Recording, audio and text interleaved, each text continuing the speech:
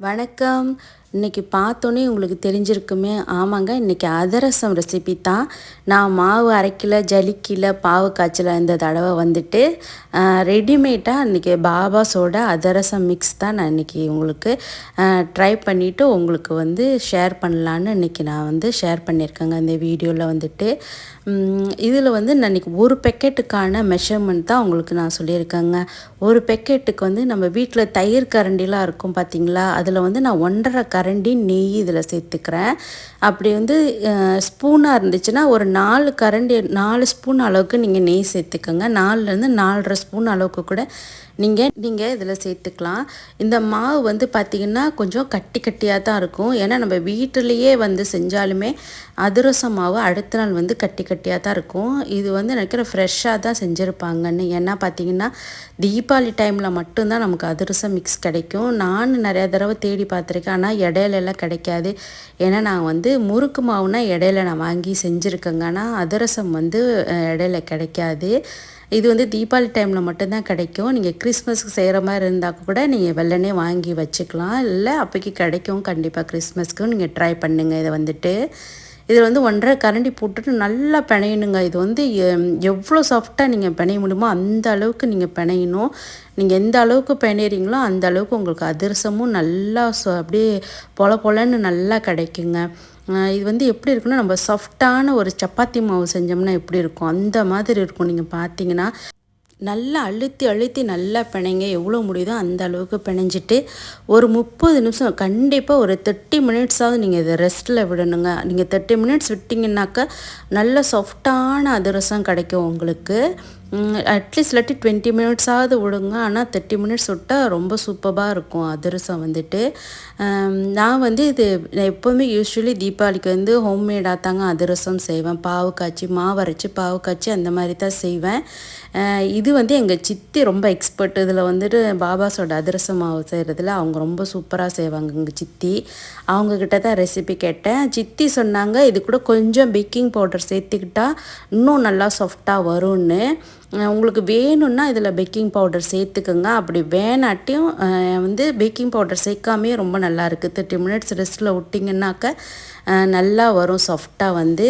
சித்தி எப்போதும் அதில் வந்து கொஞ்சம் பேக்கிங் பவுடர் போட்டு செய்வேன். நீங்கள் இப்படி இந்த மாதிரி செய்யுங்க, இல்லாட்டி கொஞ்சம் பேக்கிங் பவுடர் போட்டும் செய்யுங்க. உங்களுக்கு எப்படி பிடிச்சிருக்கோ அப்படி செய்யலாம். நான் வந்து பேக்கிங் பவுடர் போடாமல் தான் செஞ்சுருக்கேன். இதில் வந்துட்டு நான் வந்து ஒரு 10 அதிரசத்துக்கிட்ட வந்து உருண்டையாக பிடிச்சி வச்சுக்கிறேன். ஏன்னு பார்த்தீங்கன்னாக்கா அந்த எல்லாத்தையும் போடுறதுக்குள்ளே அந்த அரிசி மாவு வந்து திருப்பி வந்து ஊறிடும் பாருங்களேன். அப்போது வந்து நம்ம போட்டோம்னா மேலே மட்டும் அப்படியே கிராக்காக விழுற மாதிரி இருக்கும். அந்த கிராக் இல்லாமல் இருக்கிறதுக்காக நான் வந்து தனியாக செய்கிறதுனால நான் வந்து ஒரு 10 இதை உருண்டையாக உருட்டிக்கிறேன். இப்போ 2 பேர் செய்கிறீங்கன்னா டக்கு டக்குன்னு ஒருத்தர் டக்கு டக்குன்னு செஞ்சிடலாம். நான் வந்து தனியாக செய்கிறதுனால 10 உருண்டைக்கிட்ட பிடிச்சி வச்சுட்டு இந்த 10 அதிரசத்தையும் போட்டு எடுத்துருவாங்க ஃபஸ்ட்டு. ரெண்டாவது வந்துட்டு நீங்கள் தட்டுறது வந்து ரொம்ப மொத்தமாக தட்டுனீங்கன்னாக்க சிம்மில் வச்சே நீங்கள் பொரிச்செடுங்க, அப்போ தான் வேகும். இல்லாட்டி நடுவில் பார்த்தீங்கன்னா அப்படியே அரிசியாக இருக்கும். நான் வந்து இந்த அளவுக்கு மொத்தமாக தான் செஞ்சுருக்கேங்க. நான் ரொம்ப மொத்தமாக செய்யலை. உங்களுக்கு எந்த சின்னதாக வேணுனாலும் சின்னதாக செய்யலாம், நம்ம பெருசாக வேணுனாலும் பெருசாக செய்யலாம். ஆனால் அந்த மொத்தம் மட்டும்தான் ரொம்ப ரொம்ப முக்கியம். ரொம்ப மொத்தமாக சுட்டிங்கன்னாக்கா சிம்லேயே வச்சுக்கிட்டு செய்யுங்க. ஒரு ஆளாக செய்கிற மாதிரி இருந்தாக்கா. 2 பேராக செய்கிறீங்க அப்படின்னா சிம்முக்கு முன்னாடி நம்ம அடுப்பை வந்து சிம்முக்கு கொண்டு போகிறதுக்கு முன்னாடி ஒரு லெவல் இருக்கும் பார்த்திங்களா, அந்த இடத்துல வச்சு நீங்கள் செய்யலாம். உள்ளே நல்லா வெந்திருக்கும். இருந்தாலும் சிம்மில் வச்சு செஞ்சிங்கன்னா உள்ளேயும் நல்லா வெந்திருக்கும் உங்களுக்கு. இல்லாட்டி மாவாக இருக்க மாதிரி இருக்கும். அதனால தான் நல்லா பிணைஞ்சிட்டு ஒரு 30 மினிட்ஸ் நீங்கள் விட்டுருங்க. எடுக்கிறதுக்கு வந்து பார்த்திங்கன்னா இந்த மாதிரி கலர் வந்திருக்கணும் உங்களுக்கு. நல்லா அந்த பிளாக் கலராக ரொம்ப பிளாக்காக ஆகுறதுக்கு முன்னாடி ஒரு கலர் இருக்கும் பாருங்கள், அந்த மாதிரி எடுங்க. இது வந்து நம்ம போட்ட உடனே அதே சொந்தமாக மேலே வரும். அது வரைக்கும் நம்ம வந்து போட்டோன்னே டிஸ்டர்ப் பண்ணக்கூடாது. போட்டோன்னே அதாவே சொந்தமாக மேலே எழும்பி வரும். அது வரைக்கும் விட்டுருங்க. அதை வந்துட்டு நல்லா கொஞ்சம் லைட்டாக அப்படியே பிளாக் கலர் மாறுறதுக்கு முன்னாடி ஸ்டேஜில் எடுத்துருங்க. ஏன்னா அது வந்து எண்ணெய் உள்ளார இருக்கும், அது சூட்லேயே திருப்பி வேகும். இந்த 10 அதிரசத்தை நான் போட்டதுக்கப்புறம் திருப்பி மீதி இருக்க அந்த டோ வந்து நல்லா பிணைஞ்சிக்கணும். நீங்கள் 2 பேக்கெட் 3 பேக்கெட் போட்டு செஞ்சாலுமே அடிக்கடி இந்த டோ வந்து நீங்கள் பிணைஞ்சி விட்டுட்டே இருங்க. அப்போ தான் அதிரசம் வந்து மேலெல்லாம் வந்து பிரிஞ்சு வராமல் அப்படியே அழகான ஷேப்பில் நம்மளுக்கு வரும். அடிக்கடி அந்த டோவை பிணைஞ்சி விட்டுட்டே இருக்கணும் இடையில இடையில. அப்போ தான் நல்லாயிருக்கும். பாருங்கள், இந்த அளவு கலர் வந்தோடனே நம்ம எடுத்துடலாம். ரொம்ப முக்கியம், நீங்கள் ரொம்ப மொத்தமாக சுட்டிங்க அப்படின்னாக்க நெருப்போட அளவு நீங்கள் பார்த்து வச்சுக்கோங்க. எண்ணெயோட சூடு வந்து பார்த்து வச்சுக்கோங்க.